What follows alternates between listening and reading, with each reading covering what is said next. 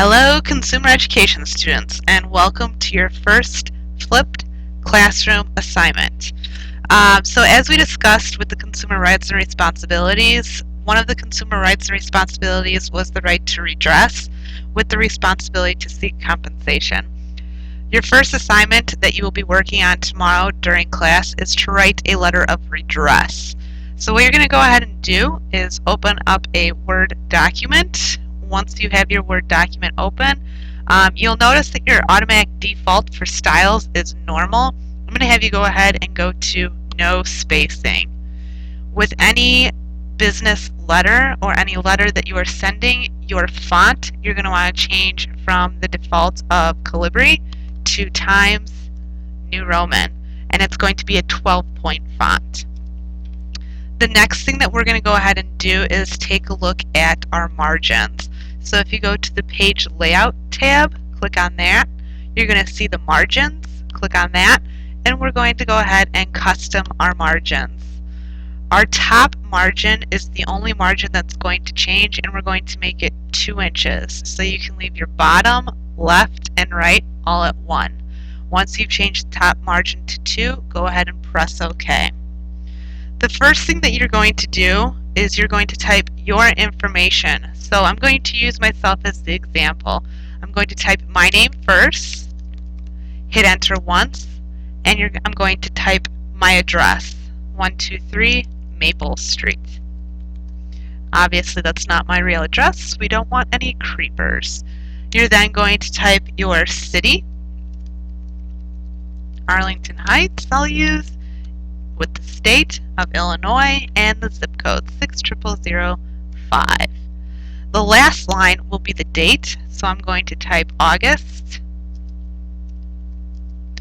27th for today's date, 2012. Once you've hit that ending point, you are going to hit enter or return 4 times. 1, 2, 3, 4. This brings us to the line of who we are addressing our letter of redress to. Now this portion could require some type of research on your behalf. So if you're writing to Starbucks, you would go ahead and search for the Starbucks manager of who that location is by, or you can write to the CEO. I'm going to go ahead and address this to Mr. John Scott. You're going to use the company name. I'm going to say Apple. Their street address, I'm going to do 123 Apple Street. Originality is my strength here, you guys. Get excited. Apple Street. And my city is going to be Macintosh.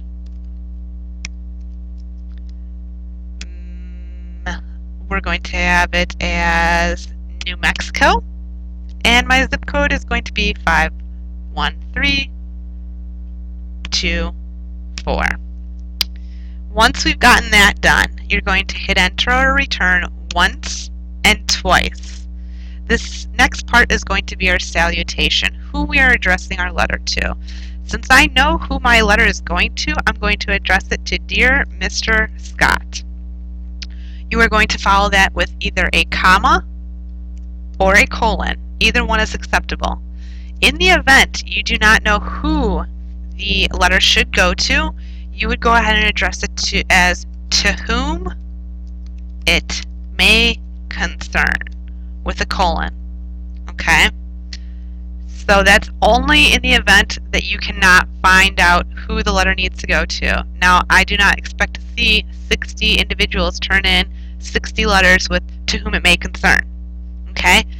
The next step that we need to take is to actually see what are we writing this letter about. So I'm going to hit enter once and twice. Okay, in your packet you will notice that each paragraph, and there's only going to be a total of 3 paragraphs. Each paragraph has a different responsibility. The first paragraph is going to go ahead and identify the product and what the problem is very clearly. You're going to give the date and the place of purchase, the model number, as well as the price that you have paid for that product. Okay? Now what I want you to do is I want you to bold what the product is, and you can do that simply by highlighting it, going to the Home tab, and bold. In addition to bolding it, I want you to underline what the product is that you are complaining about. Okay, so that's your first paragraph. Notice the first paragraph is not indented.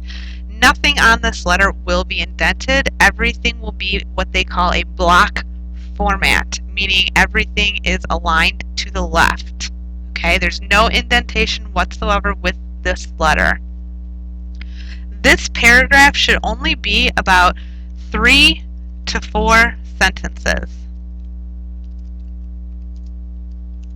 Okay, once we've ended that first paragraph, I'm going to hit enter once and twice and begin our second paragraph. Our second paragraph deals with the steps that you have taken already with the product that you are unhappy about. You also will go ahead and explain what you want resolved with this issue.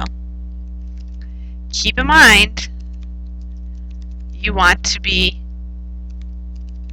polite in how you expect to be compensated.